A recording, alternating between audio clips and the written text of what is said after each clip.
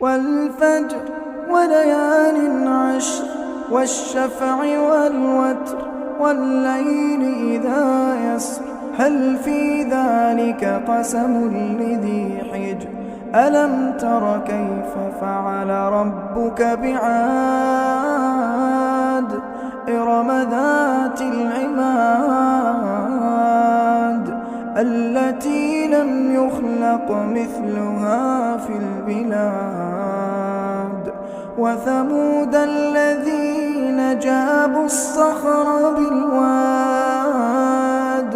وفرعون ذي الأوتاد الذين طغوا في البلاد فأكثروا فيها الفساد فصب عليهم ربك سوط عذاب إن ربك لبالمرصاد